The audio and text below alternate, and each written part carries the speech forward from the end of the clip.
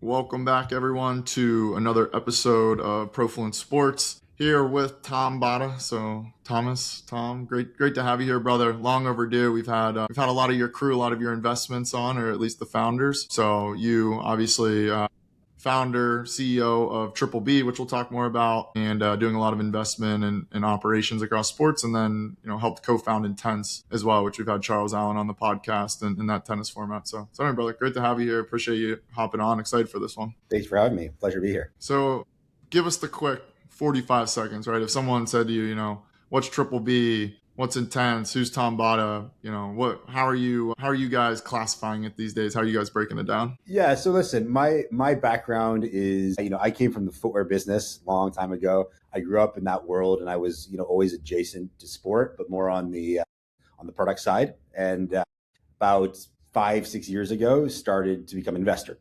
Started to invest in brands that were growing in real estate and gradually in sports. And, it was a world I knew, it's a world I felt comfortable with. And I realized that there was a lot of opportunity in new and emerging products, right? The markets were changing. There was a lot of great founders out there, a lot of great people, and kids just were not interested, whether it was in cookies or whether it was in soccer. They just weren't interested in the same products that their parents were interested in. Right. So started off as I would call it angel investing, just writing a few checks here and there. I started my own company called MGG, clothing company for skiing, ski wear. Skiing is one of my big passions. And thanks to that, got back into the ski world.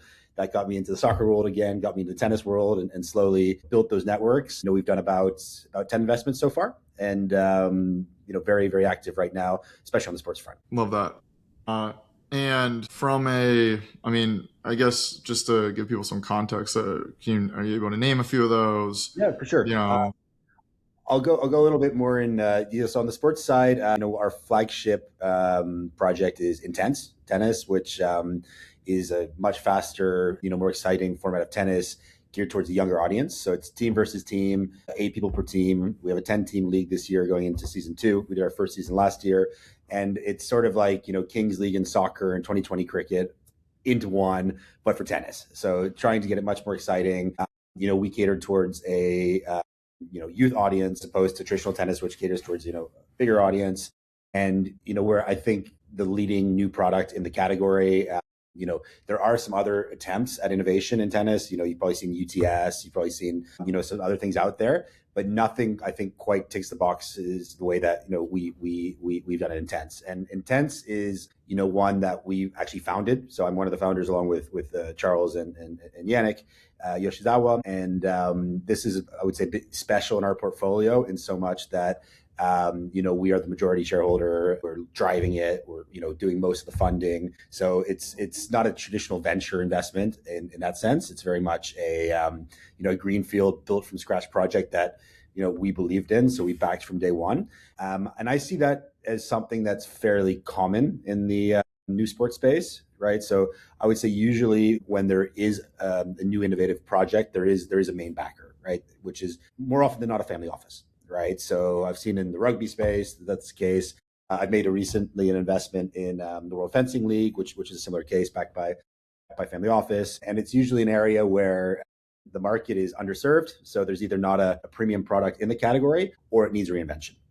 So these niche sports, as we get, as the market becomes, as you get more channels to distribute or ways to interact with your fans, even niche sports can build up a kind of a big cumulative audience, right? And I think the big thing that we've realized over the last little while is that the traditional sports broadcast model is not accessible to younger people, right? It's expensive to buy cable contracts. People just don't do it. So there's a demand for free, faster products. And that's, kind of where we put our attention. We've also done an investment on the tennis tech side, or the racket tech side, I'll call it that, a company called Ion Sport. Because when we founded INTENNSE, we realized that the data and scoring ecosystem that exists in racket sports was very primitive, right, and not very well developed. Less than 1% of high level matches. When I say high level, I mean kind of organized level games were being recorded. And certain sports like squash and badminton, the people were using pen and paper at essentially what would be, semi-pro or pro level events. So that led us into making that investment. That's grown very well as well. So, we're looking now for adjacencies. We're looking for commonalities to either get involved in a deep way or to make a smaller investment to support the growth of those. Nice, super cool. And I'm curious, from a family office, right? We've had a lot of different types of investors on. Like, how do you guys? And I'm assuming this is off like your own balance sheets, right? How are you guys thinking about this? How are you evaluating them? What are some of the differences you would say from you guys compared to traditional outlets? So I think there's some advantages of having private individual investors / family office investors when it comes to new sports leagues, just because of the long termness of the thinking, right? Because generally, I would say us and the majority of other family offices that invest in this category are looking to build something sustainable over a long period of time. Right, we're looking to build long-term value, long-term fundamentals. Right, and that means community, that means building up, and not necessarily trying to increase the value of our franchise as quickly as we can. So I think there's certain goals, objectives, which just tend to fit better with that profile. Because a lot of the time, if you have more, I don't want to call family offices not demanding capital, but you might have more impatient capital, right? That wants to come in, wants to increase valuations as quickly as possible. That can work. I'm not saying it doesn't, but it's just a different way to build a business, right? And if I look at the most successful sports products of the last 20 years, look at UFC, look at Savannah Bananas, which for me are the two kind of benchmarks. They were both built from the ground up, right? They didn't take any shortcuts. They built product, they built new stars. They built community, and they kind of scaled up from there in a very responsible way. And then you have other ones which have attempted to throw money at the problem, right? And those have a much more mixed success. I think money doesn't substitute the hard work of building community, the hard work of focusing on product. And I think Triple B, we understand that, we value that when we see that in a team. When we see there's conviction, when we see that they're there to really make a difference, to build a movement that people can buy into, that is very, very important for us. Of course, the business fundamentals need to be there at some point, right? If it's year 3, year 4, these are all debatable things of how long you need to get there. But, we need to be convinced that there's a market size and that there's going to be a revenue model which is not completely insane. Yeah. And in sports, there are not that many revenue triggers. There are more or less 4 or 5 that go across all sports categories. Some people are very optimistic on new ones, but from what I've seen, you still need to be good at those kind of traditional revenue streams if you want to succeed. Yeah, and it's interesting on the when you look at just sports historically, like you said, you mentioned UFC and Savannah Bananas. Some of the newer examples, even MLS, NBA, NHL, name big ones. They took a while and were backed essentially by families, right? Yep. Now, how are you looking at, if you look at an Intense, which is just an alternative version of a very popular sport in tennis, versus you're looking at World Fencing League, which is more niche. How do you look at those? Or I'm just curious how you evaluate like where you build alternatives versus where you go, hey, like there's no one serving this, again, and niche is even a bad word because millions of people still consume and enjoy these sports, but niche compared to football or cricket or whatever. Correct. Well, I think so. Those are the two, I'll take the two, those two business examples, but they're very different, right? Intense and World Fencing League cater to very different audiences. In the case of World Fencing League, there is a question mark. Is the market big enough, right? It's a big question mark, and I don't have the answer for that. I believe in their strategy. I believe that there is a niche there in sword fighting, in saber fighting, which is not catered to today by, fight sports. And, if you take the whole global audience of the sport today that likes it, plus all the people that could like it, you have an interesting target market.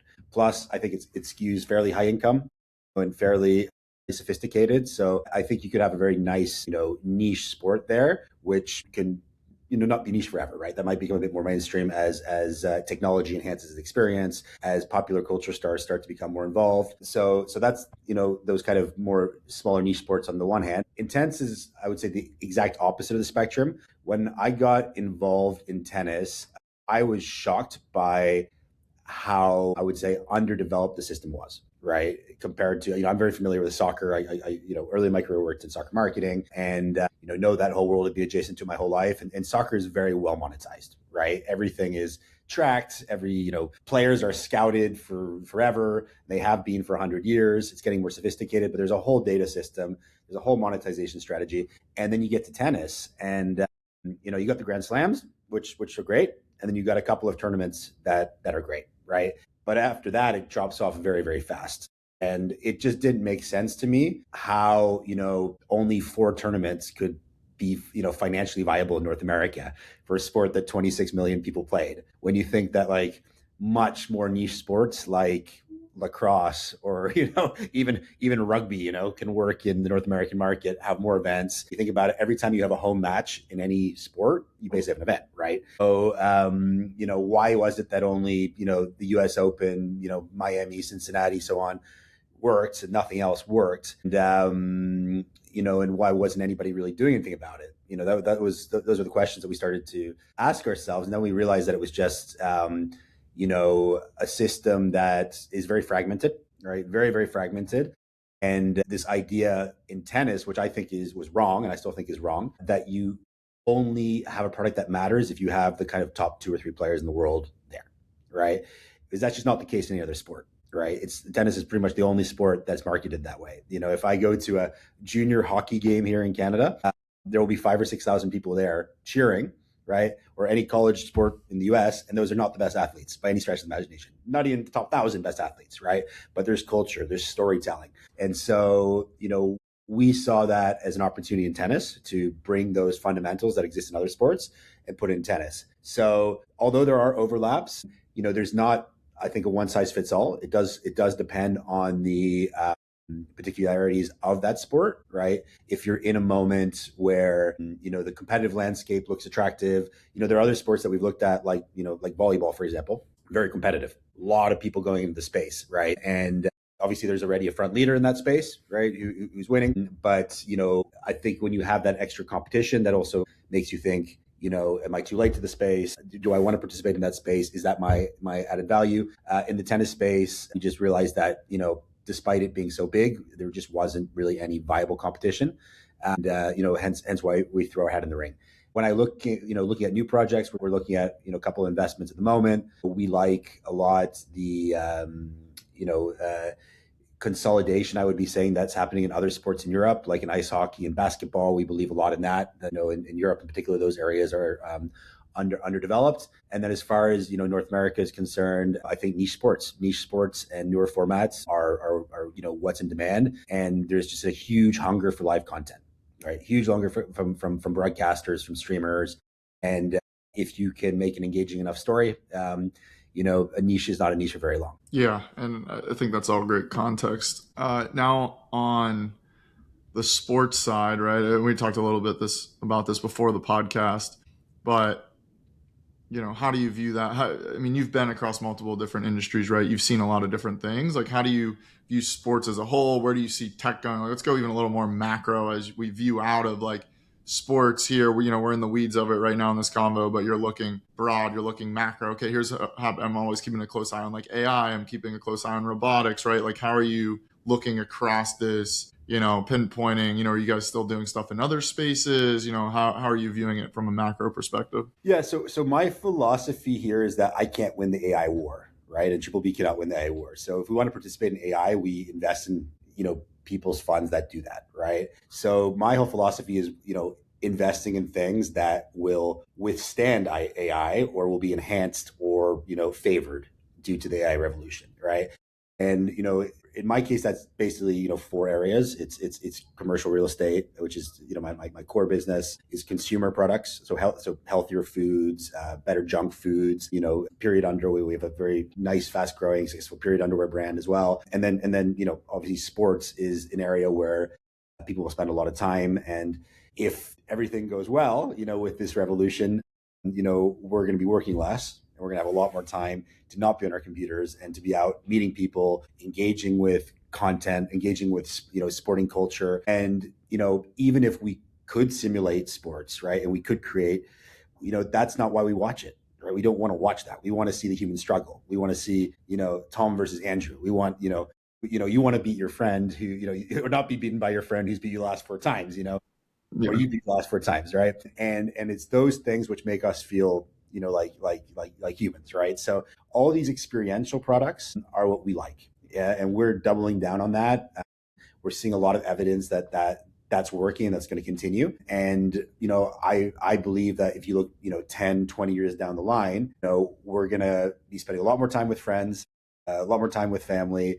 We're going to be, engaging in lots of different ways with our favorite entertainment products, whether that's sport, whether that's music, whether that's something else. And our money is going to increasingly go there because everything else, I think, will get relatively cheaper, if you will. They're like, say, you know, you won't have to spend money on your tax account anymore. You won't have to spend money on all these things, right? Because they'll be automated to a certain degree, and all that additional spending, or a very large percentage of it, will go into all these additional activities. So, the other thing that I think is really cool is that, when we were growing up, there were like 10 sports you could follow, right? And basically, there were like 10 sports that were legitimate. Yeah. And even if you were following one that was out of that, people would kind of look at you a bit funny. That's completely changed today. And that's going to change, I think, even more in the future.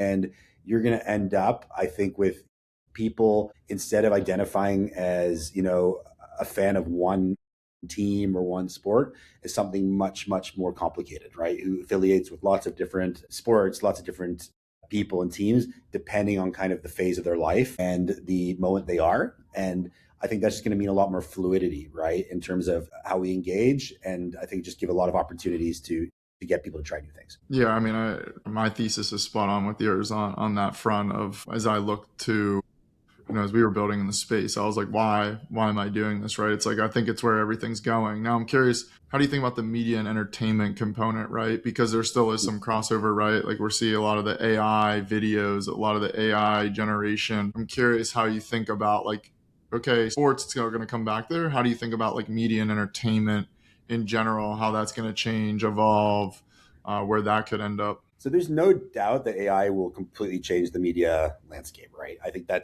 is 100% a certainty. And I think there are, like, music, or the actual, like, act of writing a song, for example, is going to be massively devalued. Saying that, I think the act of being part of an experience of music with a human in it is going to be more valuable, right? And that experience will be enhanced using technology, right? There will be technology used to do that. I have a good friend who's, the guy at Cirque du Soleil who creates all the shows right there. And he does it from the idea to delivery. And I went to one of his new shows in Berlin that he launched just a few months ago. And it was exactly that. It was basically using technology to enhance the physical experience, right? It was just like an amazing sensory, experience, everything, using, they were making people disappear off the stage, literally in front of your eyes, using, I don't know what technology, you won't disclose that to me, right? But incorporating all this kind of, new technology, new effects to be able to enhance a human performance. Yeah. So I see that as, happening in sports as well. So, you're going to have the live sports event, but the way you interact with it is probably going to be altered by some sort of, AI, some sort of platform, some sort of intermediary, which delivers it to you in a way that you enjoy being, delivered to. When it comes to content, I think, content, if you look, there's obviously the Drive to Survives and these well-known examples that have been successful, but AI will drive down the cost of generating that kind of content, right? So even a smaller league like INTENNSE or whatever it is, or even, college leagues or high school leagues will have access to create very high caliber content. There's, I believe personally that a lot of those stories coming from those people, will be very interesting to our audiences, right? And to young audiences, and that they might choose to identify with completely, different kind of celebrities than we did. We identified with the big celebrities because the media companies marketed them to us, right? And they told us, you should like Michael Jordan, you should like Wayne Gretzky, you should like all these guys, right? Today, people don't make that decision. It's not as top down, right? It's much more down up. And as people are able to disseminate better quality content faster, I think there's a big chance that we start to identify just in a very different way with maybe people that don't even exist, right? But that are somehow incorporated to a real story, a real sports story somewhere. And I've seen, for example, just very random example, but Czech Republic, there is a new university hockey league, right? There was never any tradition in Europe of university sports, right? That's just not a thing like is in North America. Got set up 2 or 3 years ago, and they are selling out 15,000 person arenas now, right, with completely unknown players. And once again, it's a completely social first concept, right? So instead of going through the TV, et cetera, they're just going through socials. Yeah.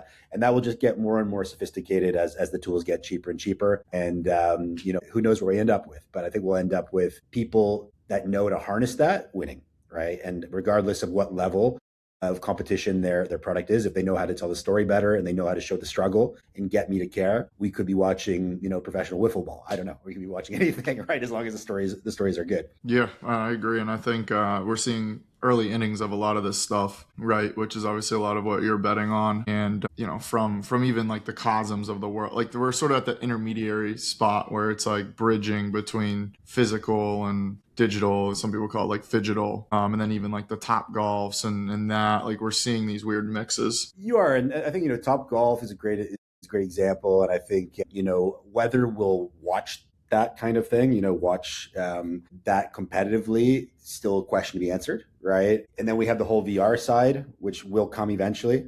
We're not there yet, but if it's 5 years, it's 10. It's not 5 years, it's 10 years. We're going to get there eventually, and that will create a whole new surface. I think once Apple has a cheaper, product, which I understand is in the pipeline at some point. Right? There's a lot of rumors around it that will make that whole world more accessible, and they're going to be hungry for content, right? And then there will be their competitors, and so that whole world, I think, like the iPhone changed the way that we used, our phones as a form of communication and a form of content ingestion. We're going to have a revolution on the VR side, right? Whether it's 5 years, 10 years, and sport is going to be the number one driver in that, right? Because that's how what better thing can you do than immerse yourself in sport? Yeah, and if you look at all the major like categories outside of sports, like advertising, like when crypto was going off, they were spending the most in sports. AI is now spending a ton, sports advertising. So yeah. So and that's because that's the only place you can get live eyeballs today. Right. So and I think I'm not that comfortable on that side of the argument. So let's say you look at like the TV contracts for like NFL, Premier League, et cetera, they just keep going up and up and up. But the average age of their audience is going up and up and up, right? So you're kind of in a system where your price, your main revenue source today is not going to be your main revenue source tomorrow. And I think, for now, the live sports element, okay, it's the only reason you can get somebody to watch something. So your advertising space is worth a lot.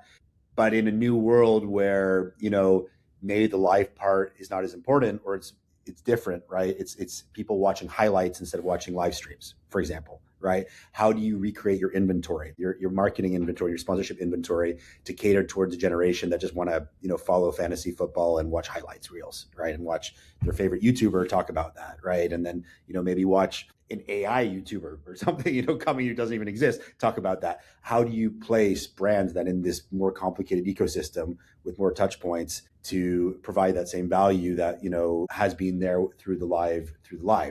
And, you're probably not going to be able to charge a subscription the same way that you did in the past. You're probably going to have to come up with more, innovative ways to upsell, right? So where you bring in people for free or close to free, right? And then you figure out how, when they become engaged, when they become super fans, how do you turn a super fan into, a monetary asset for your product? Yeah. And kids are spoiled, right? They have a lot of cheap choices today. Like, it's not like in the past where you had less and you had to basically pay your way in. Today, everybody's throwing free content at you.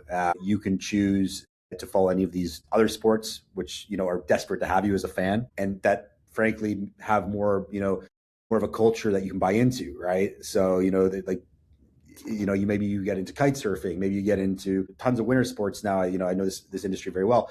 They have strong cultures. They're not cheap to play or to practice, but they're easy to follow, right? They're easy to follow and they're easy to interact with people. And I think that is going to be a big opportunity for anybody who can figure out how to add those sponsorship and monetization layers in a coherent way across all these platforms. Yeah, and the sponsor dollars will follow too, right? So right now it's on the live version. They'll move and shift, and you already see them getting creative with how they use influencers or how leagues are matching it up. So yeah, I think they'll keep evolving for sure. Now, So let's say the tailwinds, and I think we're both in agreement of this, over the next 20 years, tailwinds keep moving in the favor of, let's call it like sports, media, entertainment. Where do you see yourself at Triple B? Like where, what is like success in your eyes? Is it to create, the next UFC or Savannah Bananas? Is it, to have this whole portfolio? I'm just curious how you guys are looking at it internally, because obviously you're viewing it as a patient play, but what's sort of the,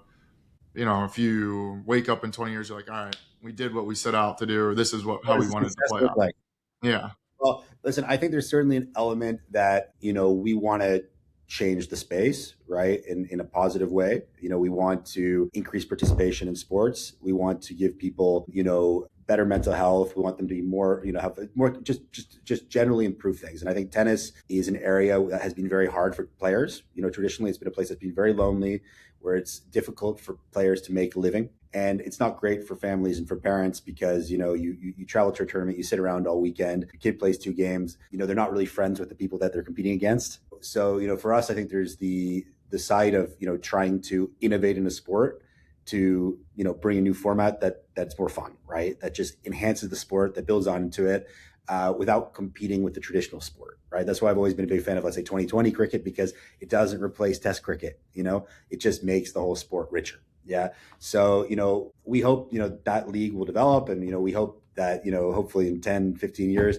that, Intense is a national, if not international league with, teams that have fan bases, great ownership groups, and that are well integrated in their communities, right? With clubs, with associations, and that there's a pathway for young people who want to have a career in tennis, to not go on tour necessarily, but to have a completely alternative career. Yeah. So I think that's our goal with Intense, and we're in the early days still, very early days still, but we see a lot of the initial growth is there. We see a lot of the traction there, and we see that the potential's there, right? And I think a year and a half ago when we were starting this, when we were in our first season and we were saying we're going to change the rules, we're going to do all these things, people thought we were a bit crazy, right? Every day people think, less and less people think we're crazy, and more people buy into it, and especially players, as well as fans and ex-players, so that gives me a lot of strength, and a lot of motivation. I think on the other side, we're going to keep looking at opportunities where there's natural market growth, right? So where, a sport is becoming more popular already and just is underserved, and that we can help join that movement and help accelerate it. Yeah. And I think by being involved in multiple sports, we start to understand that each sport has a different culture, but there's also a lot of commonalities and a lot of lessons that you can learn and, replicate from one place to another. And we'll try to do that. Generally we've liked to be, a big investor in what we do, like a majority investor or a large minority. That might change as things go forward, but, we'll be selective and hopefully make good choices. I love it. So where can people, as we close out, try to keep them under 30? We're right at that mark. So first off, appreciate you coming on. This has been great. Super insightful. I think everyone in the audience will appreciate this one, and a ton of good clips that come out of it as well. But, websites, where are good places for people to learn more about Intense or Triple B, or anywhere you sort of want to push them and their attention? So absolutely. Triple B, our website's a great place to find out our wider company. And in terms of Intense, our social channels, Carousel recently made an amazing video, I thought, about Intense, which is my favorite one I've ever seen. 22 minutes long, a bit long, but if you need a nice evening activity and you want to hear from a tennis player, like their perspective and how it changed their life, I think that's very powerful. And then, YouTube and all these channels were on there as well. So amazing. Check it out, and, hope you like what we do. I love it. Cool.